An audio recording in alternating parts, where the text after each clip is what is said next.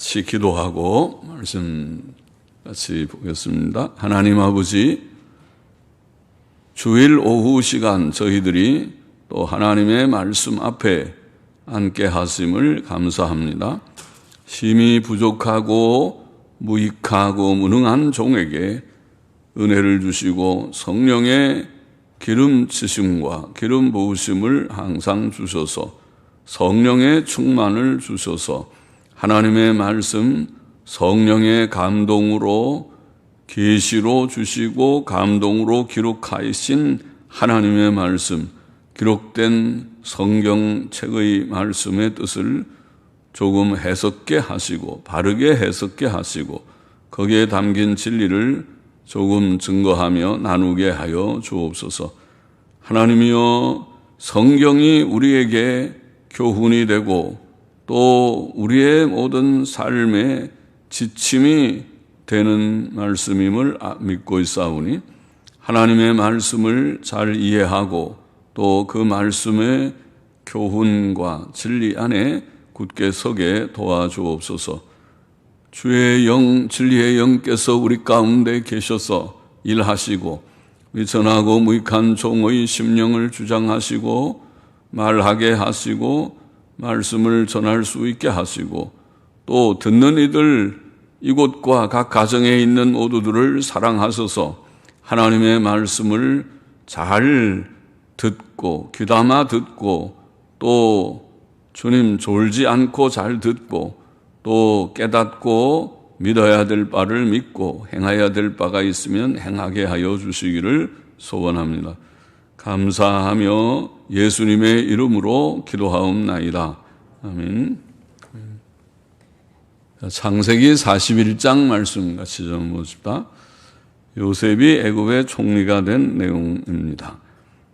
자, 1절부터 다시 좀 읽어보십시다. 만 2년 후에, 만 2년은 가득하다는 만자지요. 그래서 우리는 보통 아기가 나오면 그때부터 1살 그러고 그 다음에 한 해가 지나면 2살 그러는데 그러나 아직 만 1살이 안 될 수도 있고 그렇죠. 만은 가득한 1살이라는 뜻입니다. 만 2년, 2년이 지난 다음에 바로가 꿈을 꾼즉 자기가 하숫가에 섰는데 바로의 꿈을 지금 여기에 기록하고 있습니다. 하숫가에 섰는데 하수는 물론 나일강 가겠지요. 강가에 섰는데 보니 아름답고 살진 7 암소가 하수에서 올라와. 신기합니다. 암소가 아주 아름답고 소가 예쁜 소입니다. 그리고 살진 7 암소가 하수에서 올라와 갈밭에서 뜯어먹고 그 뒤에 또 흉악하고 파리한 흉악하다는 말은 보통 도덕적인 그런 데 많이 지금은 쓰지만은 그러나 이게 보기 흉하다 그런 말입니다. 영어로는 ugly입니다. ugly. 보기 흉한 그리고 파리한은 여인 거죠. 보기가 흉하고 살짝 여위다. 여윈 다른 7 암소가 하수에서 올라와 너무 대조가 됩니다. 앞에 7 암소는 아름답고 살진 암소고 두 번째 나온 암소는 보기 흉하고 여인 그런 다른 7 암소가 하수에서 올라와 그 소와 함께 하숫가에 섰더니 신기한 그 소 7마리 앞에 7마리 뒤에 7마리 소가 나오는데 그런데 그 흉악하고 파리한 보기 흉하고 여인 소가 그 아름답고 살진 7 소를 먹은지라. 소를 보통은 소를 잘 안 먹는데 소는 초식 동물이니까 풀이나 먹지 다른 소를 잡아먹진 않을 터인데 사자나 이런 육식 동물 같지는 않을 터인데 그런데 여기에 지금 꿈이니까 이 상징적인 하나님이 계시적인 꿈을 주신 거니까 그 보기 흉하고 여인 소가 그 아름답고 살진 소 7마리를 잡아먹었습니다. 소를 잡아먹었어요. 참, 그래서 바로가 그러다 꿈을 깼는데, 바로가 곧 깨었다가 다시 또 잠이 들어 꿈을 꾸니, 참 신기하다. 그러고 잠을 깨서, 꿈이 너무 생시같이 생생하고, 그래 또 잠이 들었는데, 꿈을 꾸니 또 꿈을 꿨습니다. 한 줄기에 무성하고 충실한 7 이삭이 나오고, 한 줄기에, 곡식 줄기겠죠. 한 줄기에서 무성하고 충실한 7 이삭, 무성하다는 말을 영어를 보니까, 영어는 어려운 말이에요. 플럼프라고 하는 말이 뭔지. 그래서 사전에 찾아보니까, 통통한 아주 속이 잘 찬 것을 가리키는 말이라고 보입니다. 또 어느 근래의 영어 성경은 그냥 건강한, healthy, 건강한 그렇게 번역하기도 했어요. 아마 통통한 좀 괜찮아 보이는데 이삭이 아주 잘 연결했을 때 통통하게 연결은 그런 말이에요. 속에 알이 차 있는 그런 상태. 그거를 우리는 무성하다는 말은 이렇게 풀이, 가지가 무성하거나 나무가 무성한 그런 걸 무성한이라고 그러는데 여기는 무성한 개념보다는 그냥 알이 지금 충실한 7 이삭 얘기니까 7 이삭이 아주 충실하게 잘 연결은 통통하여진, 통통하고 충실한, 그렇게 번역하면 어떻겠는가. 근래 우리 말에는 어떻게들 번역했는지 제가 참고하진 않았지만은 한 줄기에 통통하고 충실한 7 이삭이라고, 뜻은 그런 뜻이라고 보입니다. 영어 성경도 플럼프라고 하는 PLUMP라는 NASB 번역이 그런 뜻이라고 보입니다. 통통하고 충실한 7 이삭이 나오고 그 후에 또 세약하고 동풍의 마른 7 이삭이 나오더니, 이것도 또 이삭도 그러네요. 7 이삭인데 한 줄기에 이삭이 7개 이삭이 그렇게 맺혔다고 그러는 거예요. 이삭이 생긴 이삭인데, 그런데 처음 것은 통통하고 충실한, 무성하다고 그래도 그 이삭이 많이 달린 것이라는 의미로 번역했는지, 통통하고 충실한 7 이삭이 있고, 두 번째는 세약하고, 그와 정반대로 세약하고 동풍에 마른 이삭이 나오더니 그 세약한 7 이삭이 무성하고 충실한, 통통하고 충실한 7 이삭을 삼킨지라. 비슷하지 뜻이에요.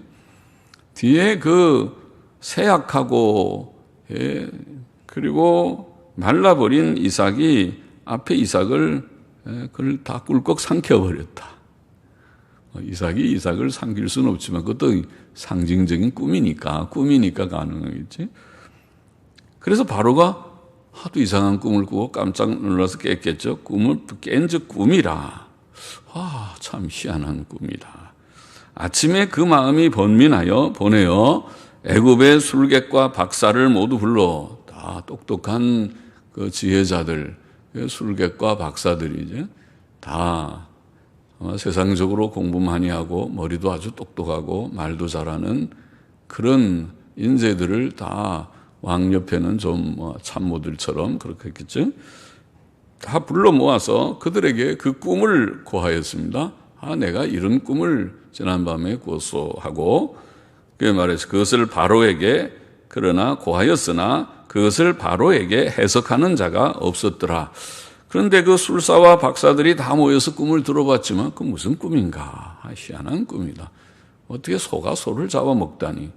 아니, 이삭이 또 이삭을 삼키다니. 그거 있을 법하지 않은 일이다. 그거 무슨 말인가. 그리고 다 해석을 하는 자가 없었다는 것입니다. 9절 계속 읽어봅시다.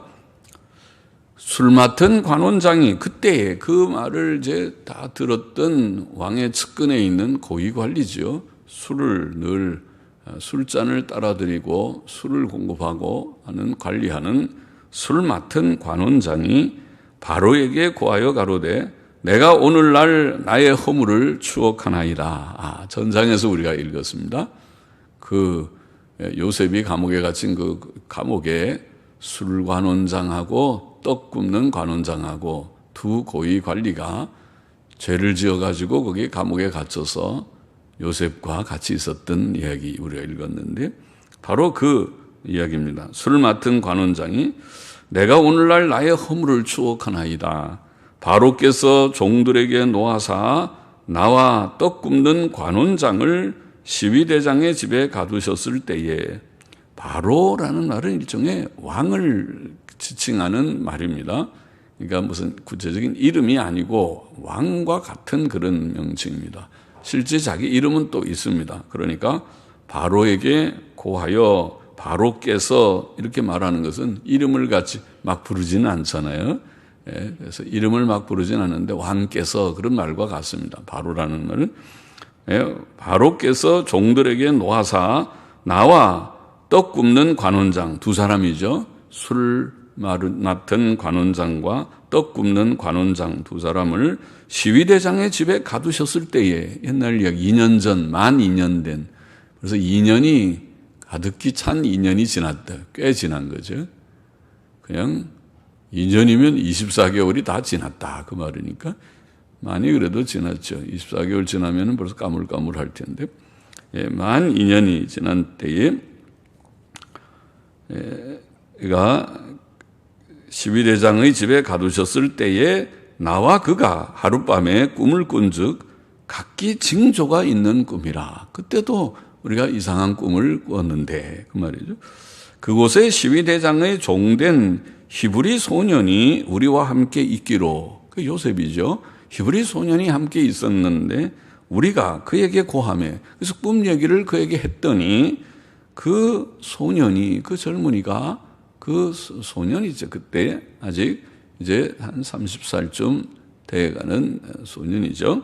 그가 우리의 꿈을 풀되 그럼 청년인가요? 30살이면 그가 우리의 꿈을 풀되 그 꿈대로 각인에게 해석하더니 그 해석한 대로 되어 나는 복직하고 나는 복직한다. 다시 이제 직을 회복한다고 하더니 제가 다시 복직을 했고 그리고 또 다른 한 동료는 매어 달렸나이다. 그는 죽는다 그랬는데 죽었습니다. 그렇게 얘기를 하는 것입니다.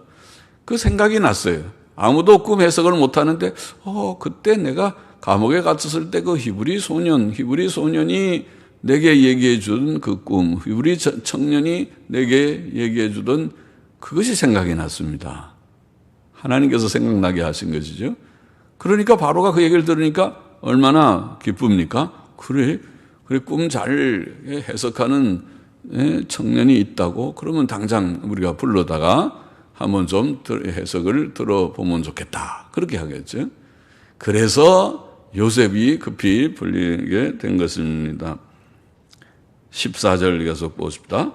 이에 바로가 보내어 요셉을 부르매 그들이 급히 그를 옥에서 낸지라. 이게 옥은 뭐 요즘처럼 좋은 그런 감옥이 아니고, 저 감옥이 좋은 것은 아니지만 그래도 요즘 뭐 감옥들은 그래도 조금 낫잖아요. 너무 좁아서 답답해서 그렇고 좀 춥기도 하고 배고프기도 하겠지만은 그리고 무릎 관절이 약한 사람은 그게 땅바닥에 앉는 것이 불편해서 그렇지 그런 것만 아니라면 감옥에 들어가서 한 몇 년쯤 지나서 하는 것도 거기 가면 책 많이 읽을 수만 있다면 책 많이 읽고 책도 좀 쓸 수도 있을 그런 감옥 생활일 수도 있어요. 만일 책 읽는 거 좋아하고 공부하는 거 좋아하는 사람들 같으면 거기 먹여주고 재워주고 그리고 또 책 읽혀주고 나가서 운동도 시켜주고 뭐 또 좀 작업하려면 좀 하고 그렇게 건강만 하다면 할 법한 일이지만은 여기에 감옥이라는 보르라고 하는 히브리어는 그냥 보통 감옥이라는 것이 아니라 이게 뭔가 구덩이라는 말입니다. 보르라는 말이 구덩이. 그러면 토굴 같은 감옥입니다. 땅을 파가지고 땅을 파서 그것을 넓게 그 속에 굴처럼 만들어서 거기다 죄수들을 가두고 그리고 도망가지도 못하게 하고 그렇게 하는 그런 감옥이었던 것입니다. 그래서 급히 그를 옥에서 낸지라 그 감옥에서 불러냈습니다. 요셉이 곧 수염을 깎고 그 감옥에 있으니까 뭐 날마다 수염도 못 깎던 모양이죠. 수염은 덥수룩하게 수염이 나고 그리고 또 옷은 거기 가면 너 늘 더럽고 흙 묻고 초췌하겠지. 그래서 옷을 갈아입고 깨끗한 옷을 바로 왕에게 나가는 거니까 자 깨끗하게 면도도 빨리 하세요. 빨리 해서 다 얼굴 세수 잘 하고 면도를 싹 하고 옷 하나 갈아입고 그리고 왕한테 나가는 거죠. 갈아입고 바로에게 들어오니 바로가 요셉에게 이르되 내가 한 꿈을 꾸었으나 이제 바로가 자기의 꿈을 자세하게 말하고 이제 꿈을 꾸었으나 그것을 해석하는 자가 없더니 들은즉 너는 꿈을 들으면 능히 푼다더라. 왜? 술 맡은 관원장 얘기를 하는 거죠. 들은즉 내가 꿈을 잘 푼다는데 그 내가 좀 꾼 꿈도 풀면 좋겠다 그 말이죠. 그러니 요셉이 대답을 합니다. 요셉의 대답이 참 또 바른 대답을 잘해서 요셉이 바로에게 대답하여 가로되 이는 내게 있는 것이 아니라 요셉은 참 경건한 자죠. 자기 자랑하고 꿈은 제가 좀 풀지요 하고 자기를 내세워서 자기가 꽤 좀 하는 거 자랑하고 하는 그런 마음 갖지를 않고 바로 앞에서 자기가 전에 꿈 해석한 것도 자기가 한 것이 아니라 하나님이 지혜를 줘서 한 것이라고 진실이 믿고 그렇게 또 인정을 하고 지금도 대답하기를 이는 내게 있는 것이 아니라 내가 꿈 잘 해석하는 게 아니고요. 하나님이 바로에게 평안한 대답을 하시리이다. 하나님께서 꿈 해석을 주시면 그렇게 제가 하는 것입니다. 하나님께서 전에도 그렇게 해 주신 거고요. 또 바로의 꿈도 그렇게 하나님께서 해 줄 줄로 제가 생각합니다. 이런 말이죠. 하나님께서 바로에게 평안한 대답을 하시리이다. 하나님께서 무슨 꿈의 그런 그 뜻을 알려주시는 줄 그렇게 압니다. 그런 믿음이 생긴 거죠. 그런 대답을 잘 했습니다. 겸손한 대답이죠. 자신을 낮추고 하나님을 드러내어 증거하는 믿음 있는 그런 대답, 바른 대답을 했습니다. 그래서 이제 바로가 꿈 얘기를 다시 해줍니다. 앞에서 언급했지만은 다시 또 반복되기를 17절에 여기서 봅시다. 바로가 요셉에게 이르되 내가 꿈에 하숫가에 서서 보니 살지고 아름다운 7 암소가 하숫가에 올라와 가을밭에서 뜯어먹고 거기서 갈대밭에서 여러 풀을 뜯어먹고 있고 그 뒤에 또 약하고 심히 흉악한 하고 파리한 약하고 보기 흉하고 여인 7 암소가 올라오니 그같이 흉악한 것은 그같이 보기 흉한 아이고 너무 빼짝 말라서 저렇게 아이고 보기가 참 흉하다. 사람도 그렇지만은 짐승도 다 야외에서 막 뼈만 보이게 야외에 있으면 아이고 깜짝 놀라죠. 좀 통통하고 살이 좀 있고 해야 짐승도 예쁘고 사람도 좀 그렇지 않겠는가요? 그런데 그렇게 흉악한 보기 흉한 것들은 애굽 땅에서 내가 아직 보지 못한 것이라 그 파리하고 흉악한 소가 그 여이고 보기 흉한 소가 처음에 7 살진 소를 먹었으며 이거 소가 소를 잡아먹었대. 그 흉악한 소가 보기 흉한 소가 그 통통하게 잘게 좀 좋은 아름답고 살진 그 소를 먹었으며 먹었으나 먹은 듯하지 아니하여 그걸 잡아먹었는데 잡아먹었으면 배가 부르다고 좀 그래도 좀 하면 좋은데 그거 먹어도 먹은 것 같지도 않게 그냥 다 삼켜 먹어버렸다. 그렇게 얘기했어요. 여전히 흉악하더라. 먹고 나서도 여전히 보기 흉하고 그렇게 하더라. 내가 곧 깨었다가 다시 꿈에 보니 한 줄기에 무성하고 충실한 아까 무성하고 하는 말을 통통하고 그렇게 번역을 해보자고 했죠. 통통하고 플럼프 통통하고 충실한 7 이삭이 나오고 그 후에 또 세약하고 동풍에 마른 7 이삭이 나더니 그 세약한 이삭이 좋은 7 이삭을 삼키더라. 꿈 얘기를 반복해서 또 다 자세하게 했습니다. 내가 그 꿈을 술객에게 말하였으나 그것을 내게 보이는 자가 없느니라. 내가 그 박사들, 술객들 다 모아서 얘기했는데 아무도 그 듣고 그 꿈은 이 뜻입니다 하는 사람이 없어요. 우리가 요셉이 나중에 푼 거를 알고 나니까 그 꿈이 그 뜻이구나. 우리는 좀 짐작이 가지만은 그러나 애굽의 술객들과 박사들은 알 길이 없었습니다. 25절 봅시다. 요셉이 바로에게 고하되 바로의 꿈은 하나이라. 하나님이 그 하시리를 바로에게 보이심이니이다. 요셉이 착 듣고 금방 깨달았어요. 하나님께서 깨닫는 은혜를 주셨겠죠. 그래서 그 두 번 꾸신 꿈은 그 결국은 하나입니다. 하나님께서 그 하시리를 바로에게 왕에게 보이신 것입니다. 그렇게 대답했어요. 7 좋은 암소는 7회요. 그 7 암소가 7년을 가리키는 겁니다. 해석했어요.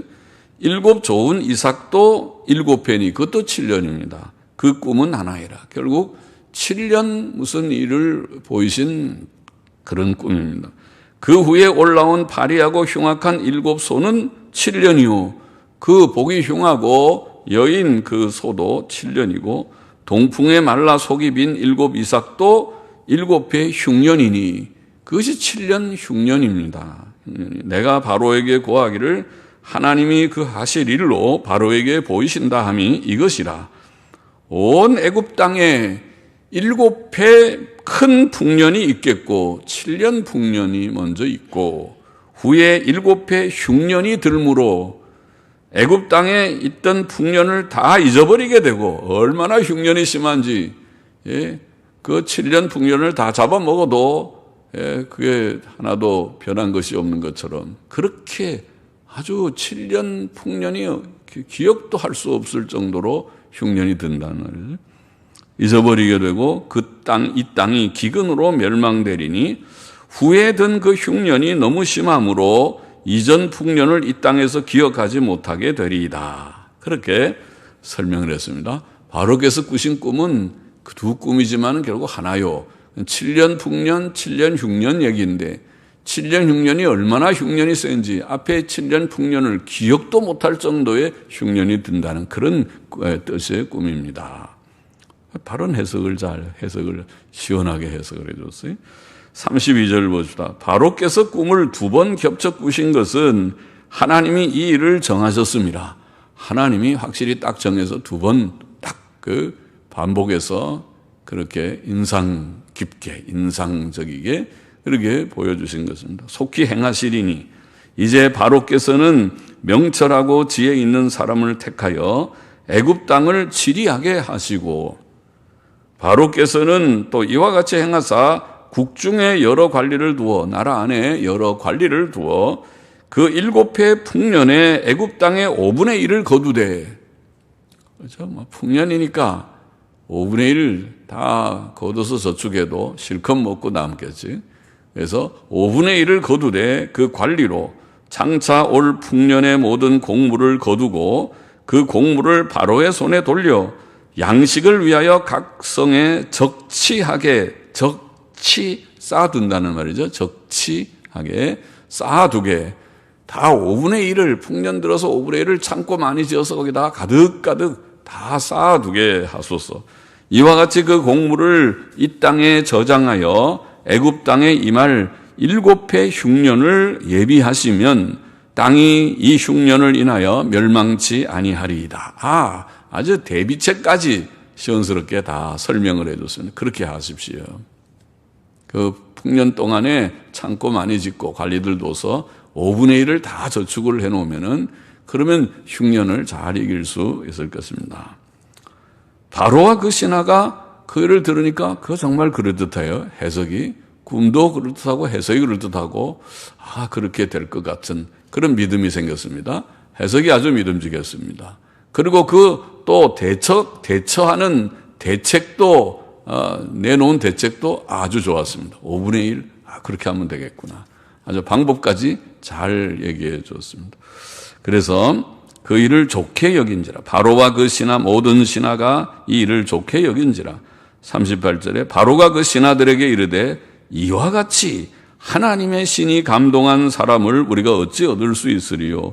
하나님의 신이 감동한 사람 성경에 그런 표현이 간혹 나오는데 하나님의 신이 감동한 사람 원어의 뜻은 그냥 하나님의 영이 그 속에 계신 자 하나님의 영이 계신 자 성령의 하나님의 영이 계신 그런 인물이로구나. 그러니까 저렇게 아주 참 신통하게 어떻게 그렇게 잘 해석도 하고 대안도 제시하고 아주 참 마음에 싹 들었습니다. 그래서 하나님의 영이 감동한 사람을 우리가 어찌 얻을 수 있으랴고 요셉에게 이르되 하나님이 이 모든 일을 네게 보이셨으니 너와 같이 명철하고 지혜 있는 자가 없도다. 그렇죠? 술객들, 박사들, 똑똑하다는 사람 많아도 아무도 해석도 못하고 그랬는데 요셉이 시원스럽게 딱 하니, 저 히브리 청년이긴 하지만은 저자가 누군데 저렇게, 그 속에 하나님의 영이 계신 게 분명하구나. 그렇게 깨달아졌습니다. 하나님이 내게 보이셨으니 너와 같이 명철하고 지혜 있는 자가 없도다. 너는 내 집을 치리하라. 내 집을 치리하라. 내 집을, 영어 성경에 보면 내 집 위에 써너가 내 집을 다 맡아라. 말이죠. 네가 알아서 내 집을 다 관할을 하라. 내 집을 치리하라. 맡으라. 다스리라. 그 말입니다. 내 백성이 다 내 명을 복종하리니 나는 너보다 높음이 보좌뿐이니라. 바로가 또 요셉에게 이르되 내가 너로 애굽 온 땅을 총리하게 하노라. 내 이 궁궐, 내 집을 다 다스릴 뿐 아니라 애굽 전역을 다 네가 맡긴다. 네가 다 맡아라. 내가 너로 애굽 온 땅을 총리하게 하노라. 그게 총리입니다.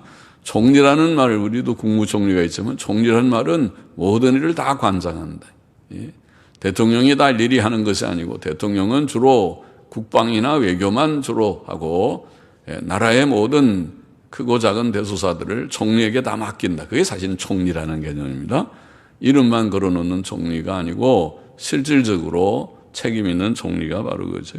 그래서 요셉에게 네가 온 땅을 다 다스리라. 내가 다 맡아라. 그래서 그리고 자기의 인장 반지를 빼어, 왕의 인장 반지가 다 도장 찍는 거잖아요. 모든 걸 할 때 왕의 이름으로 공문을 발송할 수 있는 도장까지 다 맡겼어요. 네가 알아서 도장도 찍고 하라. 인장 반지를 빼어 요셉의 손에 끼우고 그에게 세마포 옷을 입히고 아주 좋은 옷을 하나 입히고 금사슬을 목에 걸고 자기에게 있는 버금 수레에, 왕이 타는 수레 말고 두 번째 1호차가 아니라 2호차입니다. 2호의 수레를 그에게 주어서 태우고 무리가 그 앞에서 소리 지르기를 엎드리라 하더라.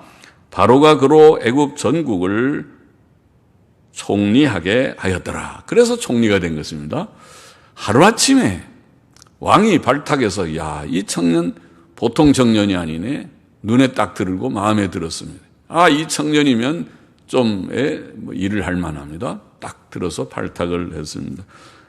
바로가 요셉에게 이르되 나는 바로라. 애굽 온 땅에서 내 허락 없이는 수족을 올릴 자가 없으리라 하고 그가 요셉의 이름을 사브낫 바네아 이름을 하나 지어줬습니다. 사브낫 바네아.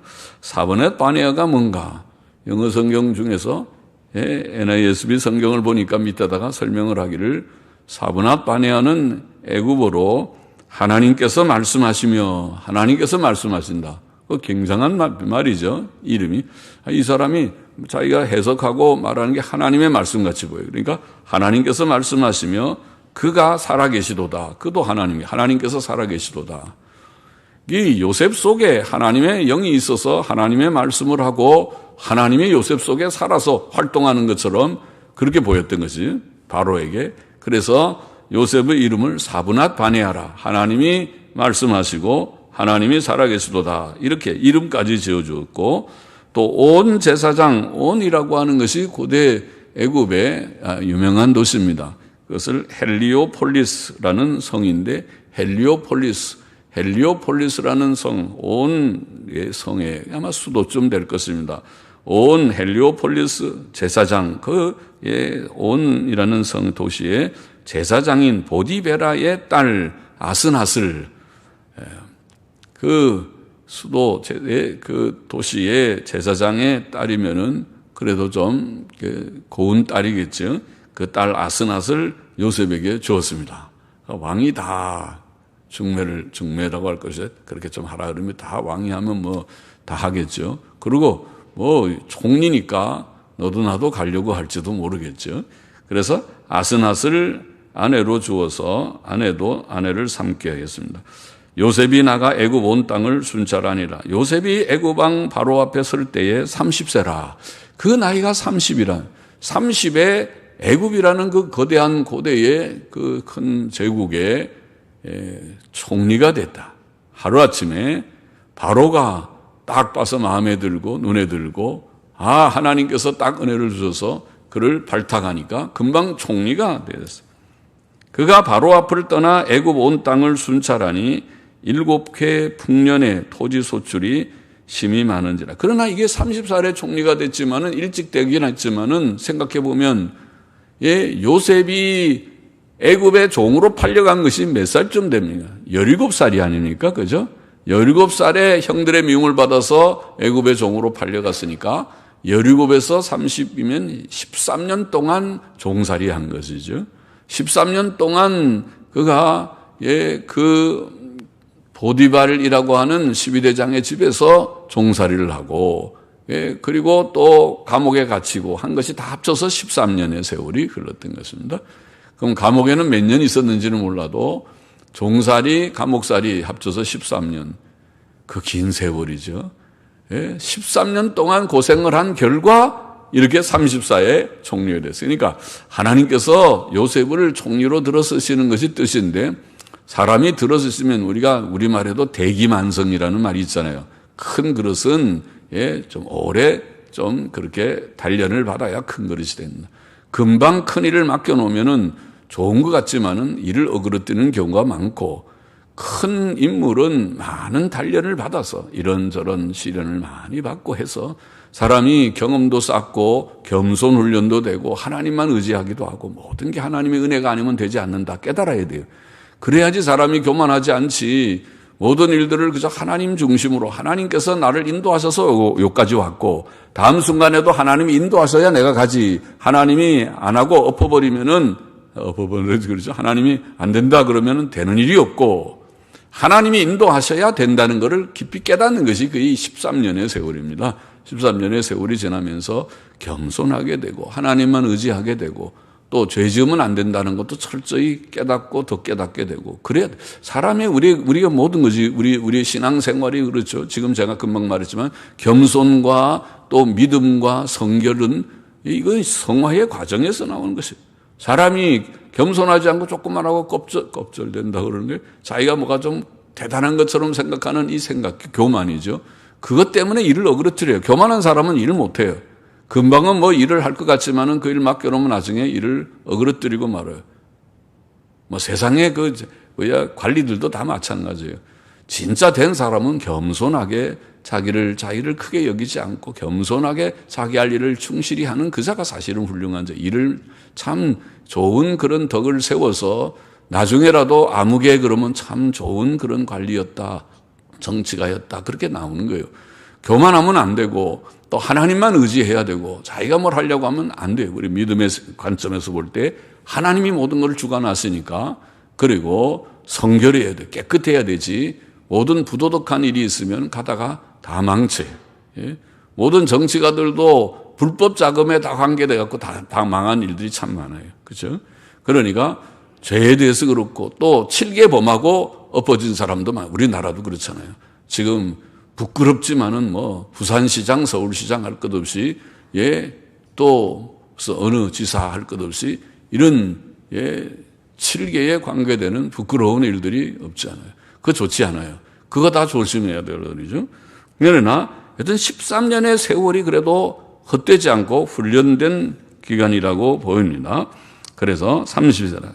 그가 바로 앞을 떠나 애굽을 다 순찰하니 7해 풍년의 토지 소출이 심히 많은지라. 요셉이 애굽 땅에 있는 그 7년 곡물을 거두어 각 성에 저축하되 각 성 주위의 밭의 곡물을 그 성 중에 저장하며 저장한 곡식이 바다 모래같이 심히 많아. 풍년이 진짜 풍년이네요. 그래서 창고에 가득가득이 채웠는데 너무 많아서 세기를 그쳤으니 이제 그거 다 무게 달아보고 세보고 다 저장해야 되는데 아이고 이게 너무 많아서 이제는 셀 수 없을 정도다. 이렇게 됐다. 그래서 세기를 그쳤으니 그 수가 한이 없음이었더라. 자, 요셉을 총리로 등용한 이 바로는 역사상 애굽의 역사에서 애굽에는 중왕국 시대라는 시대가 있었는데 중왕국 시대 제12왕조, 주전 2000년부터 1780년경의 왕조인데 그 12왕조 중에 세누스레트라고 하는 왕이 있어요. 세누스레트 3세. 세누스레트 3세였다고 보입니다. 다른 견해도 있지만은 이 견해가 전통적인 그런 견해입니다. 세누스레트 3세. 그가 주전 1888년부터 1852년에 통치한 그런 왕이었습니다. 그 세누스레트 3세 때에 요셉이 총리가 되었다고 보입니다. 50절 보십시다. 흉년이 들기 전에 요셉에게 두 아들을 낳되 곧 온 제사장 보디베라의 딸 아스낫이 그에게 낳은지라. 요셉이 그 장자의 이름을 므낫세라. 므낫세라는 말은 잊어버렸다. 내가 아비 집도 내 고난의 모든 세월들도 이제 잊으련다. 예. 정말 잊지 못할 고통스러운 그 과거가 있는 사람의 그런 이니까 이런 이름을 짓겠죠. 므낫세, 잊어버림이라 하였으니 하나님이 나로 나의 모든 고난과 나의 아비의 온 집을 잊어버리게 하셨다. 이제는 다 잊고 이제는 애굽의 총리가 되고 예쁜 아내도 없고 이제는 내가 참 안정을 얻었다. 그런 생각을 하겠죠. 또 차자의 이름, 둘째 아들을 또 낳았는데 이름을 에브라임이라. 그래서 므낫세 에브라임이라는 두 아들이 낳은 것입니다. 에브라임이라 하였으니 하나님이 나로 나의 수고한 땅에서 장성하게 하셨다 함이었더라. 에브라임의 뜻은 장성함, 풍성함 이런 뜻입니다. 애굽 땅의 7 풍년이 그치고 요셉의 말과 같이 7해 흉년이 들기 시작하며 각국에는 기근이 있으나 애굽 온 땅에는 식물이 있더니 애굽 온 땅이 주림에 백성이 바로에게 부르짖어 양식을 구하는지라. 이제 흉년이 시작돼서 먹을 것이 다 떨어지니까 백성들이 이제 우리 전에 양식들 많이 창고에 쌓아놓은 거 언제 주실랍니까? 우리가 지금 양식이 다 떨어졌습니다. 하고 바로에게 부르짖었더니 애굽 온 땅이 주림에 백성이 바로에게 부르짖어 양식을 구하는지라. 바로가 애굽 모든 백성에게 이르되 요셉에게 가서 그가 너희에게 이르는 대로 하라 하니라. 요셉에게 다 맡겼으니까 정권을.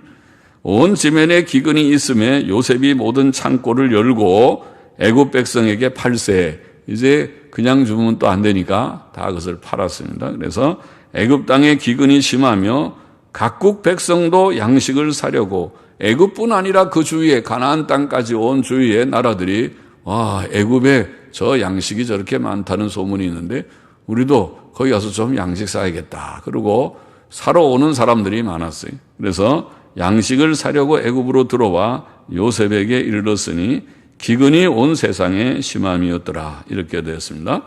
자, 본장의 교훈을 정리해 보십시다. 첫째로 만 2년 후에 애굽 왕 바로가 한 꿈을 꾸었다. 그렇게 되어 있습니다.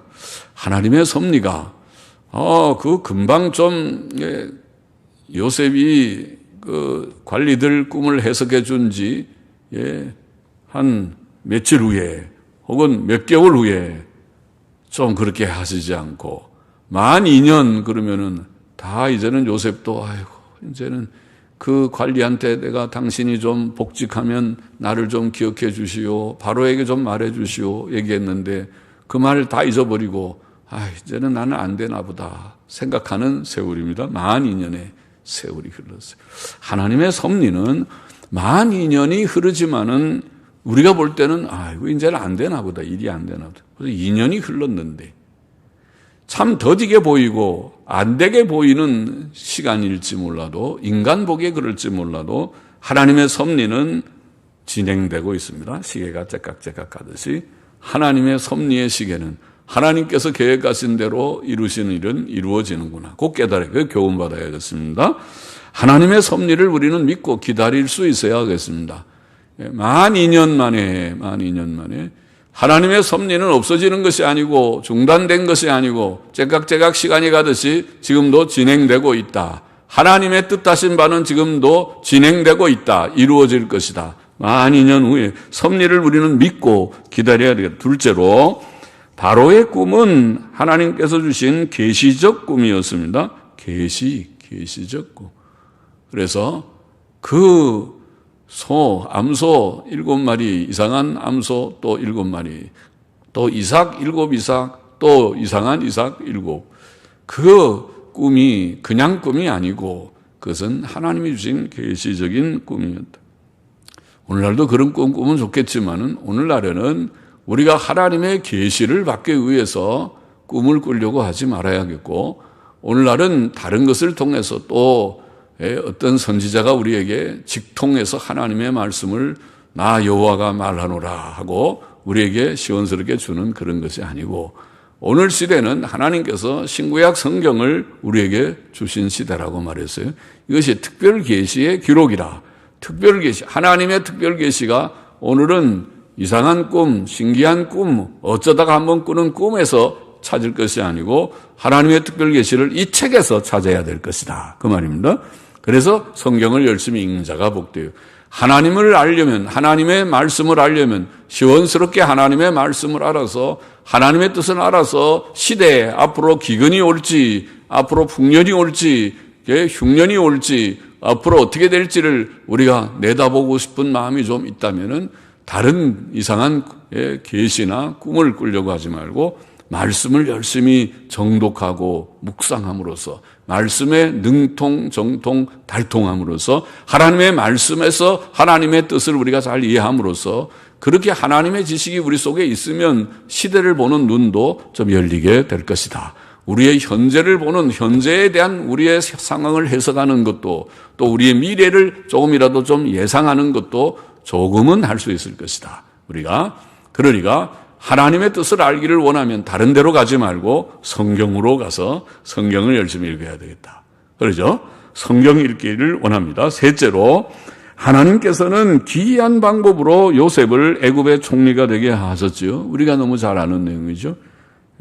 그는 요셉에게 이전에 17살 때 꿈을 주셨어요. 꿈을 꾸게 하셨어요. 2번이나, 그때도 2번 꿈을, 연거푸 꿈을 꾸었어요. 그래서 이삭이 자기 앞에다 절하는 그런 꿈도 꾸고 하지 않았어요. 꿈을 꾸게 하셨어요.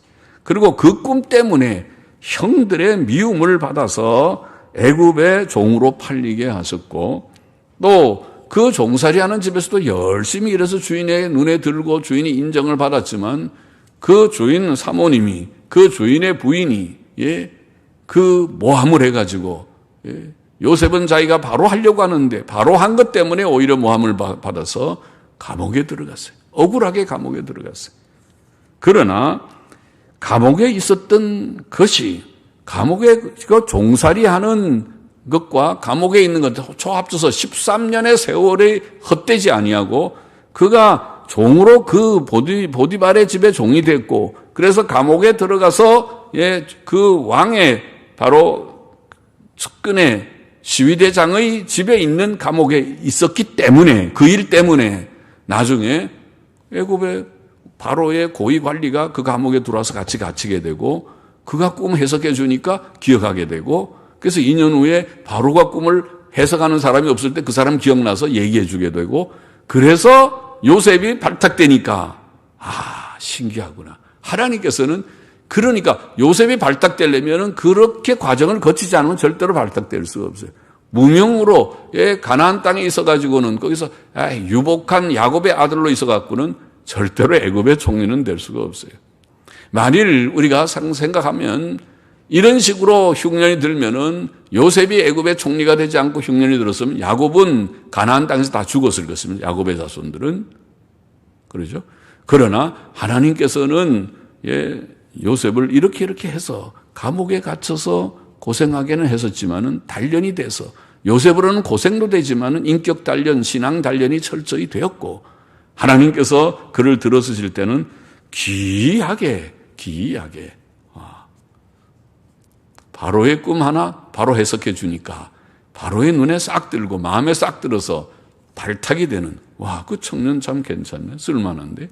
그 똑똑하네. 아주 눈빛이 똑똑하고 대답도 시원하고 아주 그게 대책도 괜찮고 하나님의 신이 그 속에 계시네. 그것이. 그 청년이 그보다도 똑똑하고 명철한 청년이 어디 있겠는가. 그 청년을 쓰자. 모든 대신들이 그 좋게 생각, 우리도 그렇게 생각합니다. 그래서 하루아침에 총리가 되었던 것입니다. 다윗의 경우도 비슷했죠. 다윗은 사무엘에게 기름 부음을 받았고 골리앗을 이겨 사울 왕의 발탁을 받았지요. 그러죠? 무명의 다윗이 왕이 될 가능성은 별로 없어요. 그러나 사울의 발탁을 받고, 그러나 또 다윗이 잘하기 때문에 미움을 받고 여러 해 피신 생활을 했지만은 그 과정에서 이스라엘 백성은 다윗 그러면 이제 다 알게 됐어요. 유명 인사가 됐어요. 다윗 그러면 다윗은 믿음이 있는 자고 저 사울이 잘못하고 있고 다윗은 착한 사람이고 다윗은 하나님을 경외하는 자고 다윗은 나가면 일도 잘 처리한 자고 다윗이 사실은 사무엘에게 기름 부음 받았다는 소문도 다 알려졌을 거고 다윗이 왕이 돼야 되는데 지금 사울이 다윗을 자꾸 죽이려고 하고 있다. 다 알게 됐어요.